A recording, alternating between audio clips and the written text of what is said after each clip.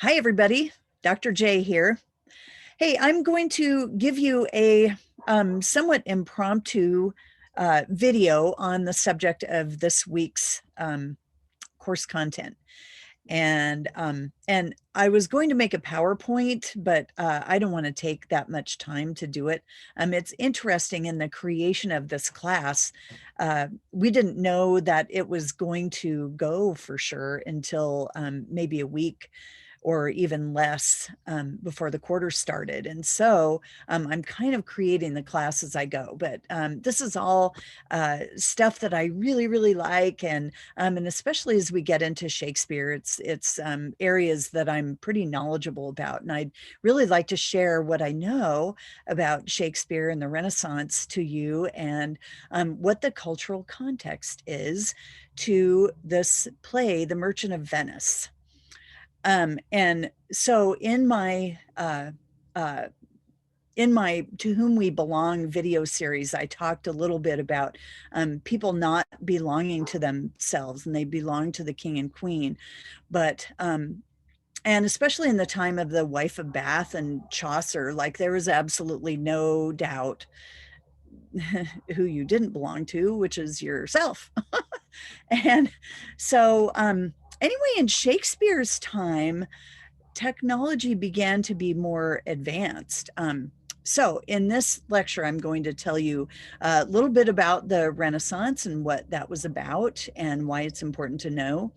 Um, I'll talk a little bit about Shakespeare himself, and we'll talk about tragedy and comedy and what those things are, how they're defined, and how we think of them differently today, and also about, in particular, Shakespeare's problem plays, quote unquote, problem plays. Now, I would like you to listen to this video, and yes, it's just me being a talking head here, but it would be good to take notes on some of this stuff so that you can remember it, because I'll ask you about it.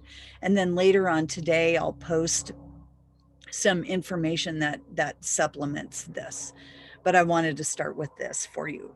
So in the time of the Wife of Bath, which we have just gotten done studying, that was considered the Dark Ages, and it was dark for a lot of reasons. Like the fall of Rome had happened a while before this, but society had a hard time recovering from all of that uh, organization that Rome sort of imposed on the European continent. And at the same time, plagues started happening and really decimated the population of Europe. And so that naturally was called the Dark Ages because it was intellectually dark and it was physically dark in the fact that you didn't know if you were going to live another day, right? And so at like just a little bit after Chaucer's time, the Gutenberg press came along, and so hopefully you've heard about that at some point. But that is the first printed material. So rather than having monks in little hideaways in monasteries and hills and cliffs and places where non-clerical people would never go, the Gutenberg press was able to replicate books. And so books were printed and pamphlets and all kinds of stuff. And then people started to learn how to read. Learning how to read was viewed, at least for the masses, as something that was kind of nefarious, if you will. So, not necessarily a good thing for the common people to be able to read. And it's funny that in oppressive regimes throughout history, or at least throughout the history of the printed word, people of the lower classes or people who were oppressed were not allowed to read because that might give them ideas. Uh-oh, God forbid we have ideas. And So in the Renaissance, with all of this printed material coming out, people being able to read, um, the uh, Luther, who started the Protestant religion, Martin Luther, um, encouraged people to read the Bible for themselves, which was almost considered a sin by the existing church. And but so people did it anyway, right? And so they're discovering all this knowledge. And they also, since more people were reading, they rediscovered, I should say, the classical philosophers. And so this is why this time period from the 14th to the 17th century is called the Renaissance. And what the Renaissance means is literally a rebirth, right? And sometimes I think of my own life and that I had in my mid 30s when I started going to college. Like I had my own sort of renaissance, intellectual renaissance, and a rebirth. And so I really like this time period, partly because I feel a real connection to it. During the Renaissance, people were rediscovering Aristotle and Socrates and Cicero and some of the Greek philosophers, and of course, Aristotle and Socrates and Plato are Greek philosophers. Cicero and some of the others are Roman philosophers who also used the ancient Greek philosophers, and they took their ideas a step farther, right? And so there's all kinds of exciting things happening. So not only reading, but because people were doing that, there were more plays and there were more arts, and it was characterized by art, architecture, and science, and the new things that were invented in that way. And so you have the painters like Michelangelo and so on, and sculptors, and he was a sculptor also. So you have the rise of arts. And in architecture, the architecture was the building of these cathedrals and changing the way buildings were made. And often they were made so that you walked in to these enormous high ceilings and these stained glass pictures of biblical scenes and stuff like that, so that the common person would walk in there and feel like that they were walking into heaven, like literally. And interestingly, in regard to the cathedrals and the architecture and the stained glass was a nod to science, because the stained glass artists would make it so that they were placed a certain way so that the sun would shine in there. And it was kind of a scientific experiment to see where the rays would come in, and to what colors came from the sun that were split into different colors in the stained glass. And it had all these effects on the walls and things like that. And so people are, well, where does this come from? Is this the rainbow that God promised to Noah, at the end? Or is this created by cutting the glass a certain way, and then these rays of light would come and split?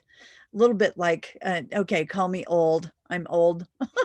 But if you've ever seen the cover of Pink Floyd's album from the 1970s, Dark Side of the Moon, which I find a lot of students still have familiarity with, you see a pyramid that light is shining through and then splitting the rays of light. And so that was a scientific experiment. And as I said in the To Whom We Belong video, even executions were sort of a scientific experiment, because the church did not allow you to open up a body after it was dead to find out what's all inside there, heart and bones and organs and stuff. And so a lot of times the only thing that people would know about that stuff was to see somebody get disemboweled. And sorry to be really gross and morbid, but you know, that's the way it was back then. Um, so it it was really, while life was violent and cheap and nasty, brutish, and short, in the words of Thomas Hobbes, it was also a time of great learning. And so to connect Shakespeare to all of this, like, there were a number of plays and poets. There was, Christopher, oh gosh, I um, can't think of his last name at the moment. And as I said, I'm kind of doing this off the top of my head. Um, who was a precursor to Shakespeare. And so he started producing these plays. Plays were enormously popular, and not only to all classes of people, like, so not only to the lower classes, like I had described in The Wife of Bath, that people, they would go to these towns and have these, this oral tradition, right, and where they'd tell these body stories and stuff like that. But so in Shakespeare's plays, um, these were not traveling shows. Like, Shakespeare had a theater in London called the Globe, which they unearthed, a number of years ago. Within the 2000s, they unearthed the actual Globe Theater, and they rebuilt it. I'm not sure that it's on the same ground. I think that it might be on in a different place, but they rebuilt it much as the Globe was back then. And so then you had a steady place that theater happened. And so in the Globe Theater, they had, just a flat floor, and then tiers appear with seating. And so on the ground floor were for the people of the lower classes, and they were called groundlings. And because they were on the ground, and they were really a rowdy group, and so they would heckle the actors and all that. It was really kind of a wild time. And then the upper levels were for people of higher classes. Another element of the Renaissance was the rise of the bourgeoisie. And so what the bourgeoisie was it used to be that the only people with any money or any standing were, royalty.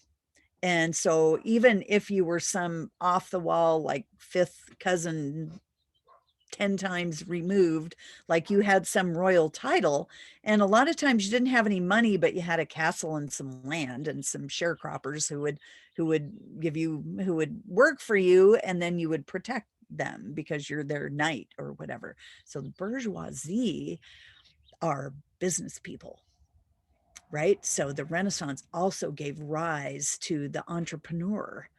And so these bourgeoisie people loved these plays, and seeing plays was a little bit of a, considered kind of a low class thing, and especially to be a playwright. And so that's why, and yet people who were not royalty or bourgeoisie, they didn't have access to travel. They couldn't go to Italy. They didn't know anything about the royal court, other than, who was royal and stuff like that. But they definitely did not know the inner workings of the royal court.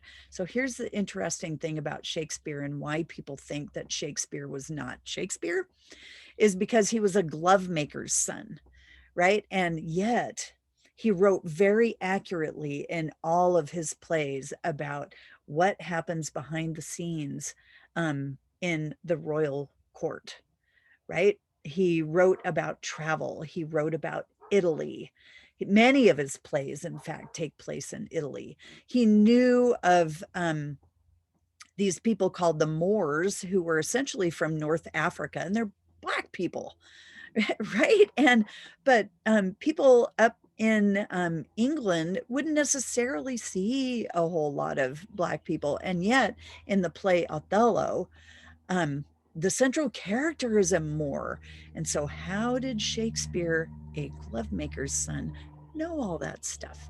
And so there's all kinds of fun movies and documentaries and all this kind of stuff about who really was Shakespeare. And nobody really knows for sure. And I had a professor who was absolutely, he was the glovemaker's son and he just read a lot. But I don't know if I believe that.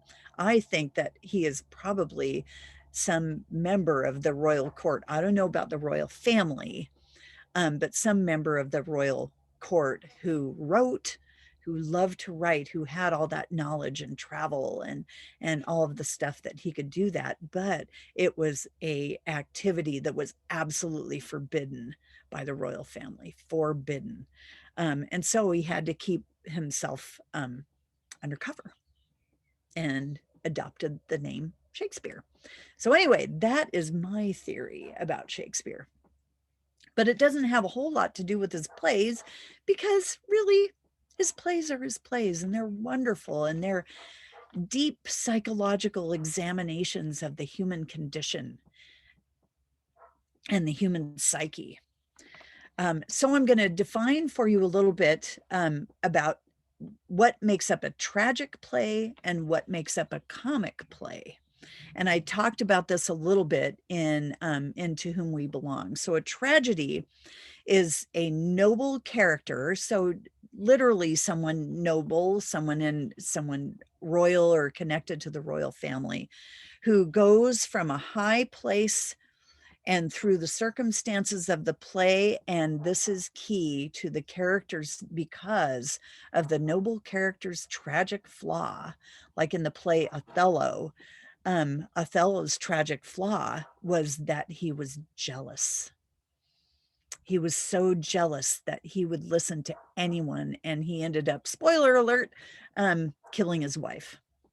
And I guess it's okay to give you a spoiler because we're not reading Othello this quarter, but it's a wonderful, lovely, terrible, tragic, beautiful, beautiful play.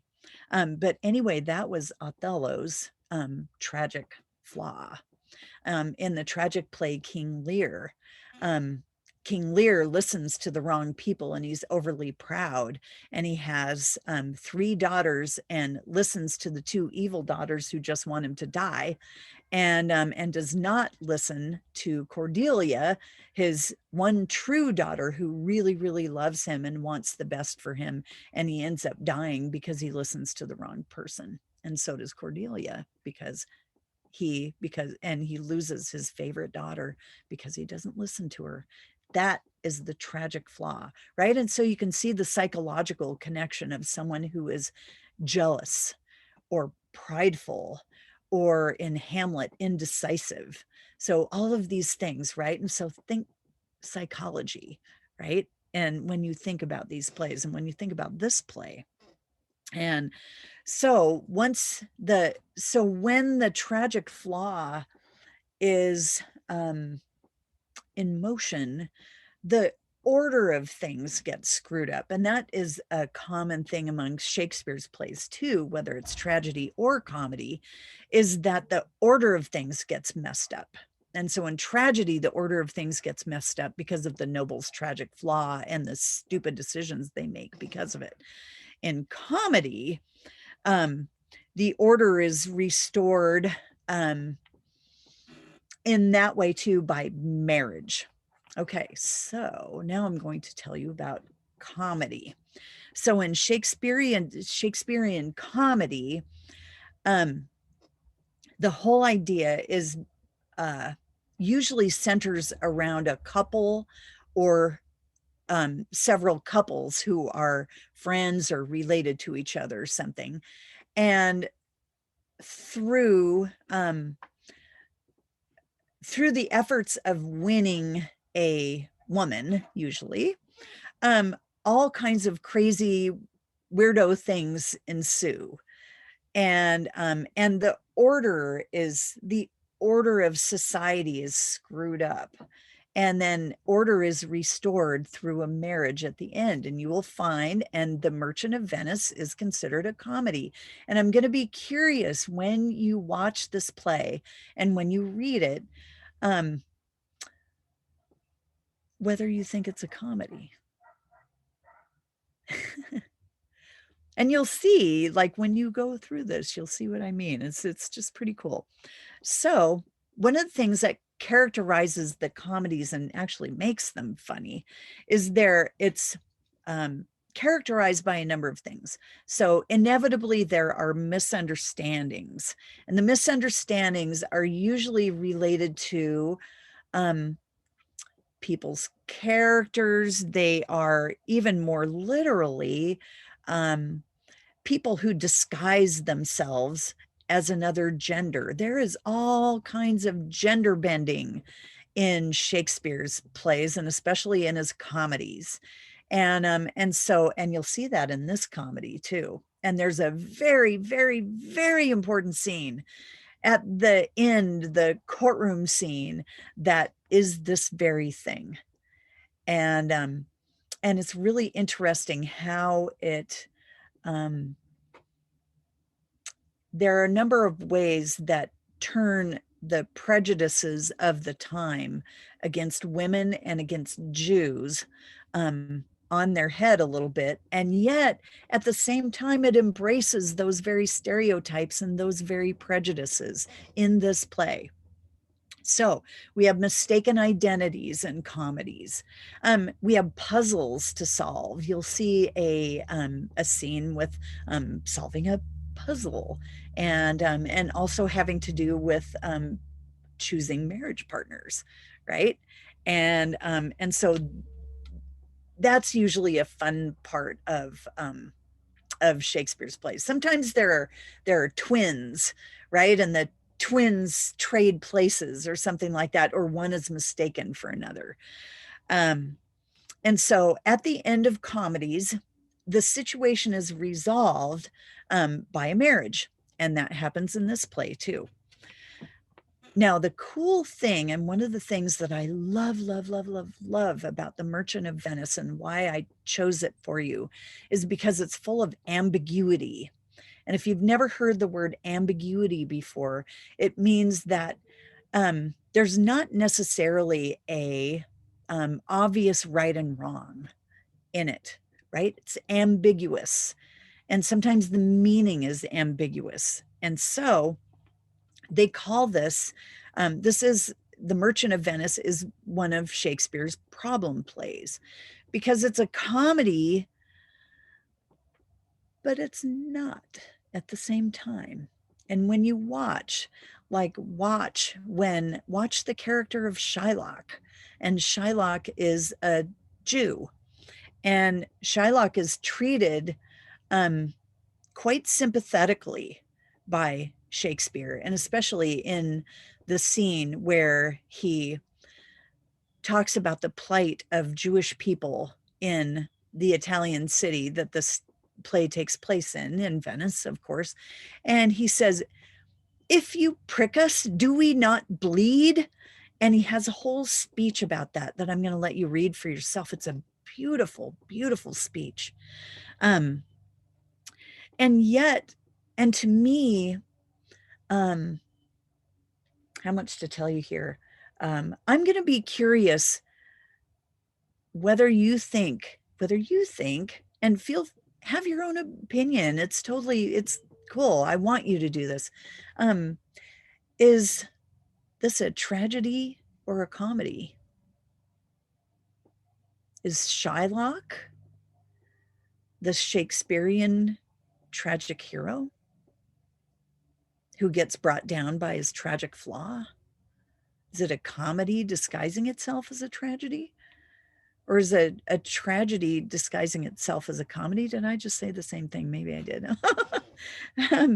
Anyway, it's all full of ambiguity. And at the end, when Portia goes to save the life of her love, right? How does that set the impression of women as just pretty decor when she goes to court and puts Shylock in his place when he demands his pound of flesh.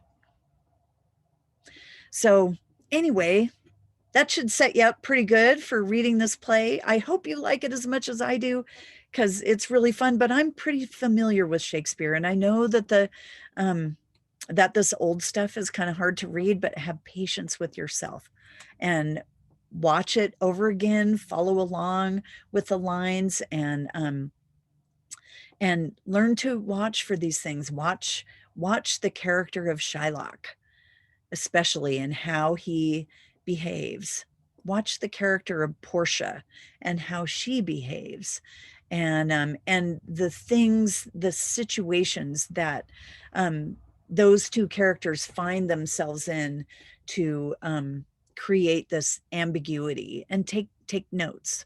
So anyway, I just really hope you have fun with this, and it was just fun making this video and just sharing my knowledge about Shakespeare. So I hope it's okay that it's not a PowerPoint, but you know, it is what it is. Watch it again and note the different words that I defined, right? And let that help you understand the play as you watch it and read it. And just remember that Shakespeare's works are meant to be seen, right? The play is meant to be seen. And even though we read Shakespeare, he wrote plays. He also wrote sonnets and poems and things like that. But what he's really known for is the plays. And even poetry is meant to be read aloud. So anyway, have a lovely day. And we're still having our beautiful blue sky, at least if you're here. Like, not all of you are here in Port Angeles. But anyway, happy Monday. Bye.